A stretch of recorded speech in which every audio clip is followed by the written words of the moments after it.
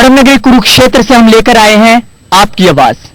वो धर्मनगरी कुरुक्षेत्र जहां द्वापर से भगवान कृष्ण ने कभी उपदेश दिया था, और ये कलयुग है। अब कुरुक्षेत्र की धरती से नेता उपदेश देते हैं, आप लोग सुनते हैं, पर क्या वो वादे पूरे हो पाए? कुरुक्षेत्र को समझ लिया जाए अगर राजनीतिक दृष्टि से तो टेहवा, थानेसर, शाहबाद और कुरुक्षेत्र यहां की जो सीटें आती हैं विधानसभा की। उसके अलावा आपको बता दें कि कुरुक्षेत्र धर्म नगरी है। सबने एक वादा किया कि इसे ऐसा टूरिस्ट हब बना देंगे कि वो जो दुनिया में पहचाना जाएगा। रेलवे लाइन की बात हुई, सड़कों की बात हुई, फ्लाईओवर की बात हुई, लेकिन कुरुक्षेत्र विकास के नाम पर वो धर्म नगरी जिसे भगवान कृष्ण ने अपना नाम देकर इतनी ऊपर पहुंचा दिया, अब विकास में पीछे क्यों जा रहा है? तमाम लोग मेरे साथ हैं, कुरुक्षेत्र के इस पवित्र धरती के लोग मेरे साथ हैं, और साथ होंगे नेता सभी पार्टियों से। एक बार उन्हीं से तारुफ कर लेते हैं। मेरे साथ होंगे रामपाल जी। रामपाल जी कौन सी पार्टी से? इनेलो प्रवक्ता रामपाल जी होंगे। प्रवीण जी होंगे जो जिला परिषद से हैं, बहुत सारे गांव उनके अंडर आते हैं। उसके अलावा मेरे साथ होंगे सूरज भान कटारिया जी जो भारतीय जनता पार्टी के राष्ट्रीय अनुसूचित जाति के वाइस प्रेसिडेंट हैं और गोवा के प्रभारी भी हैं पार्टी के। आपका भी स्वागत है। हजका से मेरे साथ होंगे, आपका नाम? दीप सैनी। दीप सैनी जी है। और आप भी हजका से हैं? युवा प्रदेश महासचिव अशोक शर्मा। अशोक शर्मा जी है आम आदमी पार्टी से। मेवर आमारिया। मेवर आमारिया। और आप? भारतीय किसान यूनियन से प्रदेश सचिव राकेश कुमार। किसान यूनियन से। किसान यूनियन से यहाँ आने बहुत जरूरी थे क्योंकि किसान यहाँ पर बहुत है। इन 4 विधानसभा क्षेत्रों में किसान बहुत हैं और किसानों की जो हालात है वो किसान ही बता पाते हैं। शुरू हम कांग्रेस से करेंगे। 10 साल का समय, टूरिस्ट हब बनाने की बातें, इतना सुंदर शहर आपके पास, पर वो हो नहीं पाया। आप एक बात मानिए कि अगर कोई छोटा मोटा काम करना हो, कोई छोटी फैक्ट्री लगानी हो, आप उसको 1 महीने के, 2 महीने के, 3 महीने के समय में पूरा कर सकते हैं। अगर आपको कोई बड़ा मेजर प्रोजेक्ट सेटअप करना हो, कितने साल मेजर प्रोजेक्ट अगर आपको सेटअप करना है, वो कभी भी 2-4 दिन या 2-4 महीनों में सेटअप नहीं होगा। मान लिया यहाँ पर जो कृष्ण मंदिर, जो मंदिर बहुत सारे, मैं मंदिर की बात नहीं कर रहा हूँ, अक्षरधाम को भी यहाँ पे लाने की बात हुई है, सब कुछ है, पर 10 साल कम क्यों पड़ रहे हैं? कम नहीं पड़ रहे हैं। आप गलत कह रहे हैं, कम नहीं पड़ रहे हैं। कुरुक्षेत्र को टूरिस्ट हब बनाया जा रहा है। मैं फिर कहता हूं कि कब तक बनाया जाए? सुनिए आप, ये एक ऐसा मसला है जो कभी भी खत्म नहीं हो सकता। उसकी वजह एक होती है, टूरिस्ट हब का क्या आप अंदाजा लगाते हैं कि 10 चीजें बना दे उसके बाद वो खत्म? टूरिस्ट हब का मतलब ये है कि यहाँ पर मैं आपके पास भी आऊंगा, जनता से भी ले लेते हैं। जनता भी बोलना चाहते हैं, उनके पास भी जाएंगे प्लीज। इनको जनता ने 10 साल दिए हैं सेवा करने के लिए कुरुक्षेत्र की, और इनसे पूछिए कि इन्होंने क्या विकास किया, क्या टूरिज्म बनाया। इन्होंने तो बलात्कार और घोटाले किए हैं। घोटालों की सरकार बन के रह गई है, भ्रष्टाचारियों की सरकार बन के रह गई है। और इन लोगों ने टूरिस्ट के नाम पर खजाना जो इन्होंने भर के खाया है अपने घरों को, खूब बनाया इन लोगों ने। टूरिस्ट हब का मतलब मैं यहाँ बता देता हूँ। टूरिस्ट हब का मतलब है कि आपको यहाँ पे रेल लाइन शुरू करनी थी। कुरुक्षेत्र के रेलवे स्टेशन को आपको विश्व के मानचित्र पर लाना था ताकि हर ट्रेन यहाँ पर रुकती, और सारी मूलभूत सहूलतें। आप यहाँ पे जाके देख लीजिए, आपका जो ब्रह्म सरोवर है वहां पर पानी में कितनी गंदगी है, वहां पे क्या ऐसी सहूलतें। ये टूरिस्ट हब का मतलब है कि हर टूरिस्ट यहाँ पे आना चाहे। बीजेपी क्या कहेगी? लंबे समय से पिछले यूपीए 1 में भी, यूपीए 2 में भी एक बड़े ही चर्चित सांसद कुरुक्षेत्र से रहे, और कुरुक्षेत्र की जनता को उन्होंने कई जगह अपमानित करने का काम भी किया, चाहे वो कोयला घोटाला हो, चाहे कोई दूसरा घोटाला भी हो। रही बात टूरिस्ट हब की, इसमें कोई दो राय नहीं है कि कुरुक्षेत्र भारत में ही नहीं पूरे विश्व में अपना एक अलग स्थान रखता है। और लंबे समय तक इस सांसद ने कुरुक्षेत्र को आगे बढ़ाने की बजाय पीछे धकेलने का काम किया है। सूरजभान जी, एक शिकायत बीजेपी से भी रहेगी कि जब नरेंद्र मोदी यहाँ रैली करते हैं वो कहते हैं कि यहाँ कुरुक्षेत्र को टूरिस्ट हब बनाया जाएगा, धार्मिक दृष्टि से इसे और आगे लेके जाया जाएगा, लेकिन बजट में ऐसा कुछ क्यों नहीं दिखता है?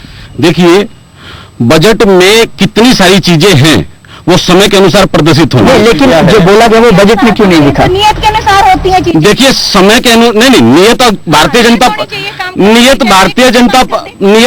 जनता पार्टी की क्या है, ये तो आप 5 साल के बाद जब दोबारा हम चुनाव में आएंगे तभी पता चलेगा। भारतीय जनता पार्टी की एक अच्छी योजना है, और समय और कोई 1 मिनट, सबके सवाल लेंगे। सबके सवाल लेंगे। सर, पहला सवाल है मेरा लक्ष्मीकांत शर्मा जी से। ये कह रहे थे 10 साल इनको मिले हैं, हमारे यहाँ गीता जयंती का उत्सव मनाया जाता है, और उस उत्सव में पहले जब इनेलो का राज था ऊपर अटल बिहारी जी का राज था, तो उसके लिए कम से कम 2 से 5 करोड़ तक की ग्रांटें आई हैं। लेकिन जब से हुड्डा साहब का राज आया, यहाँ की ग्रांट 40 लाख तक सीमित कर दिया। ग्रांट क्यों कम कर दी गई? बड़ा सवाल। लक्ष्मीकांत जी, ग्रांट क्यों सीमित कर दी गई, कम क्यों की गई? देखिए, पहले तो मेरे साथी ने जो बात कही है, बड़ा मतलब मजाक से की बात कर दी कि 2 से 5 करोड़, 3 करोड़ को तो ऐसे गायब कर दिया जैसे करोड़ों का हिसाब ही कोई नहीं होता।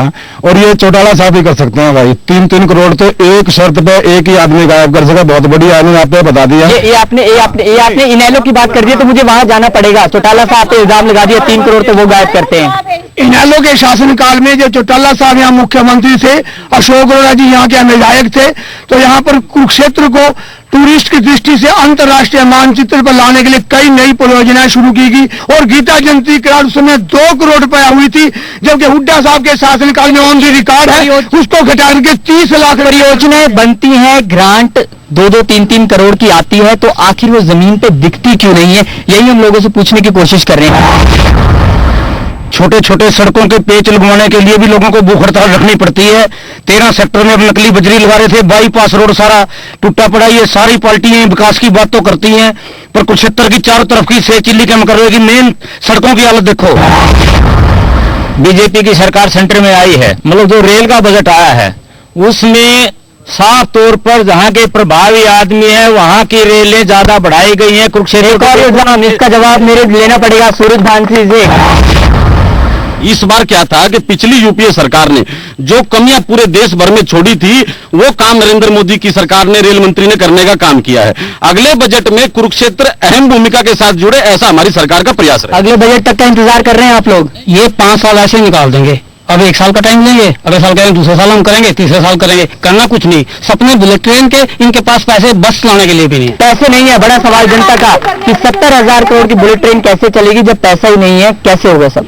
देखिए, पिछले 10 साल से जिसका शासनकाल रहा है, क्या हालत देश के खजाने की उस गवर्नमेंट ने की है। और नरेंद्र मोदी जी आए हैं, देश में राष्ट्र निर्माण की बात हो रही है। इन सारे मित्रों का जवाब धीरे धीरे मिलने वाला है। चलिए, धीरे धीरे मिलने वाला है। और सभी पार्टी के साथ साथ हमें आप भी कुछ कहना चाह रहे हैं जी?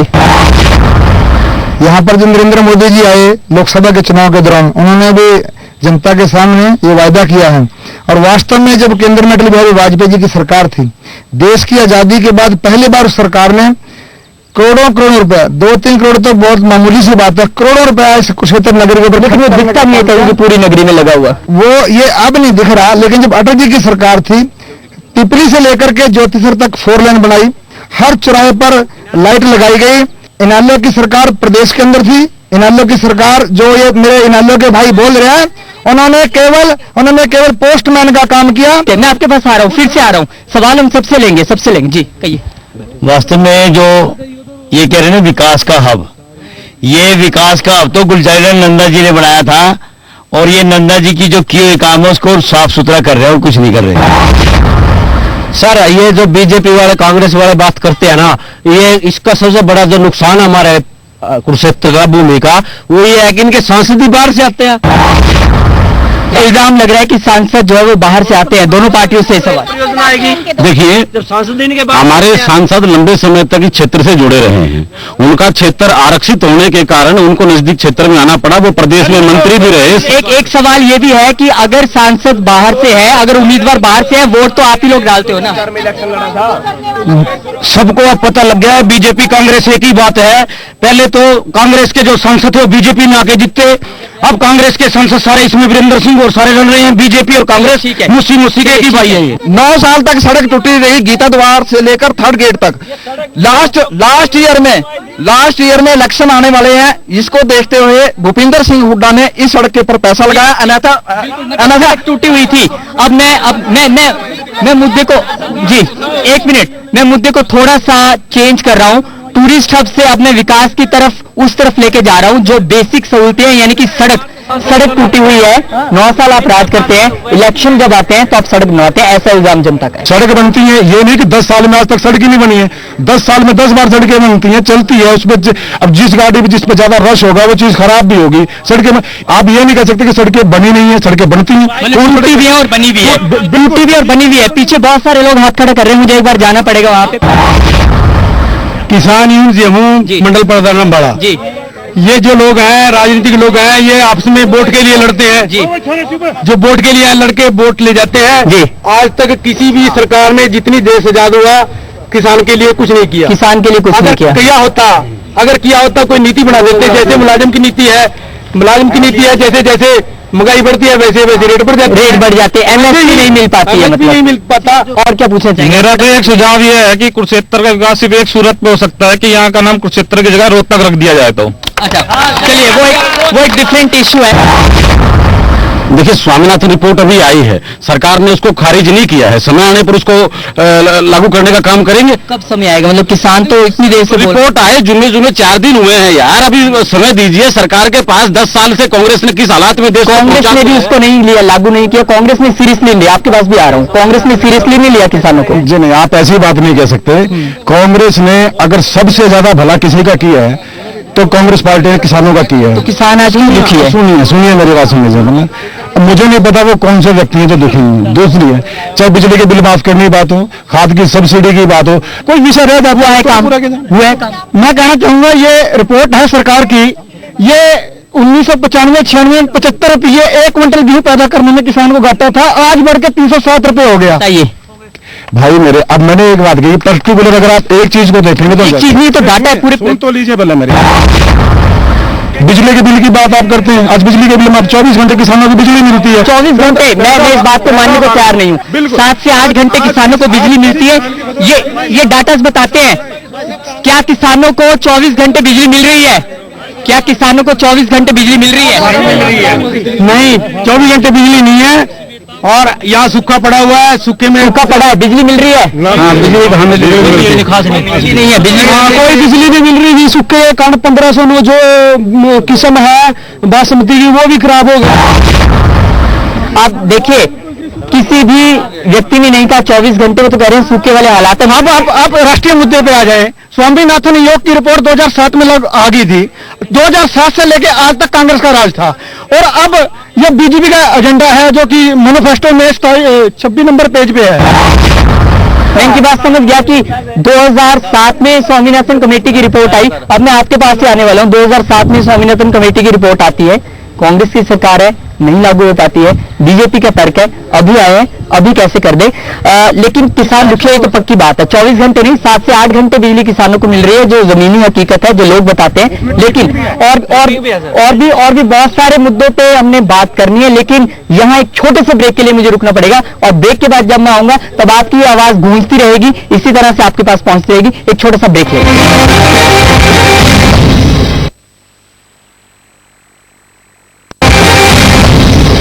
आपकी आवाज प्रोग्राम में एक बार फिर से आपका स्वागत है। और जब मैं एक बार फिर से स्वागत कर रहा हूं, तो अभी ब्रेक में आम आदमी पार्टी के लोग काफी गुस्से हो रहे थे, कह रहे थे हमारे से क्यों नहीं पूछते। मैं उनसे पूछ लेना चाहता हूं, आप लोग इलेक्शन तो लड़ नहीं रहे हैं इस बार, क्यों नहीं लड़ रहे हैं इलेक्शन इस बार? हम पब्लिक के बीच में गए हैं, पब्लिक ने हमारे को ये आश्वासन दिया है, डोर टू डोर जब हमने किया है कि आप पहले दिल्ली को संभालो। आप आम लोगों के बीच जाते हैं, आम लोग कहते हैं सरकार बनाइए, आप बना लेते हैं, लेकिन जब आप कुर्सी छोड़ते हैं तब लोगों से नहीं पूछते हैं। हाँ जी, जब कुर्सी छोड़ते हैं तब नहीं पूछा जाता। हमने लोगों के बीच में गए हैं, लोगों ने कहा सरकार बनाइए, हमने कहा हमारे पास स्पष्ट बहुमत नहीं है। कांग्रेस और बीजेपी वाले दोनों मिलके, और बीजेपी को तो मैं इतना कहूंगा भाई साहब, ये तो धोखेबाज पार्टी है। धोखेबाज पार्टी, बीजेपी को धोखेबाज पार्टी कहा जा रहा है। आम आदमी पार्टी का दिल्ली में एक एक विधायक आज भाजपा की तरफ आस लगाए हुए मुंह देख रहा है कि भाजपा सरकार बनाए और वो सरकार के साथ आ जाए। बना रहे हैं? नहीं, भारतीय जनता पार्टी ने स्पष्ट कहा है, हमारे दिल्ली के नेतृत्व ने स्पष्ट कहा है, केंद्रीय नेतृत्व ने स्पष्ट कहा है कि हम जोड़ तोड़ सरकार नहीं बनाएंगे। चलिए ठीक है, हम बीच में हम अभी इधर कर्मचारियों के पास आते हैं, सबसे बात करेंगे। आप बताइए क्या मुद्दा आपका? जी बताइए, आप बोलिए। मैं जितेंद्र बंसल कर्मचारियों की तरफ से ये पूछना चाहता हूँ, जितने पार्टी के ये लोग बैठे हैं कि इन्होंने कर्मचारियों के लिए क्या किया। कर्मचारियों के अंदर ये जो है, पहले आज से 10 साल पहले, 20 साल पहले 4000 डेली वेज के साथी थे कच्चे कर्मचारी, आज वो 1 लाख हो गए। और पक्के कर्मचारी जो है केवल बिजली बोर्ड में 54,000 थे, वो आज 18,000 रह गए। हरियाणा फायर ब्रिगेड भी नगर पालिका, नगर परिषदों, नगर निगमों के माध्यम से कार्य कर रही है। आम आदमी की जान माल की रक्षा करती है, अपनी जान जोखिम में डालती है। उन कर्मचारियों को बहुत कम वेतन दिया जाता है, 15,000 वेतन दिया जाता है। मुख्यमंत्री जी कुछ देना नहीं चाहते, कह रहे हैं कि नंबर 1 हरियाणा। नंबर 1 हरियाणा किस चीज में है कि कर्मचारियों का शोषण करने में नंबर 1 हरियाणा, रेप के मामलों में नंबर 1 हरियाणा।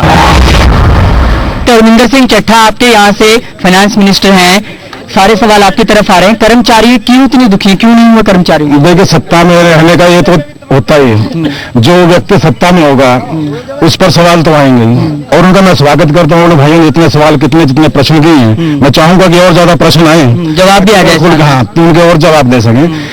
मुझे नहीं पता कि मेरे भाई के बाद जैसे अभी कच्चे ठेका प्रथा। हाँ भाई, आवाज देना। चलिए बोल रहे हैं, जोर से बोलेंगे, नेता है, उनकी आवाज पहुंच जाएगी। कर्मचारियों की बात यह है कि बड़ी बदकिस्मती है इस देश की, दुर्भाग्य है इस देश का कि जो मिलता है आप पहले उसको नहीं देखते हो। आज तक पिछले 5-10 साल से पहले हरियाणा में कर्मचारी को क्या मिलता था पूरा कर्मचारी वर्ग जानता है। हेड ऑफ पे कर्मचारी लगाए जाते हैं, जब कंडीशनल लगाते हैं तब आप बोलते नहीं है, बाद में आपको मीठा शोर मचाते हो। इस सरकार को चाहे कंप्यूटर टीचर हो जो दिल्ली तक पद यात्रा कर रहे हो, और चाहे मैथ के कर्मचारियों की बात हो जो 2000 में गुजारा कर रहे हैं, और जो आंगनबाड़ी की बात है, आंगनबाड़ी में जो खाना बनाती है उसको 1000 से 1500 मिलते हैं। क्या 1000 से 1500 में गुजारा नहीं हो सकता? बिल्कुल सही कहा आपने। 470 दिन कर्मचारियों ने धरना दिया, प्रदर्शन किया, और कर्मचारियों के हितों के लिए इन्होंने कोई कानून नहीं बनाया, और सरकार को बार बार बताते रहे कर्मचारी, आंदोलन लड़ते रहे, सड़कों पे महिलाएं पड़ी रही, रात दिन हमने बिल्कुल यहाँ कुरुक्षेत्र की धरती वाकई महाभारत यहाँ पे शुरू होने वाली है, ऐसा लग रहा है। ये गरमा रही है मुझे। आंगनबाड़ी वर्करों का 18 महीने का सरकार के पास पूरे डिस्ट्रिक्ट का नहीं, ऑल हरियाणा का किराया बकाया है, ये देंगे कहां से? खजाना खाली पड़ा है सरकार। बिल्कुल, कुरुक्षेत्र की धरती पे महाभारत हुआ जरूर था, पर मैं ये नहीं चाहता कि सब महाभारत हो जाए। हम मुद्दों की बात करने आए हैं। एक छोटा सा ब्रेक और मैं यहाँ पे ले लेता हूँ, तब तक माहौल शांत हो जाए। ब्रेक के बाद हम तुरंत वापस आ रहे हैं।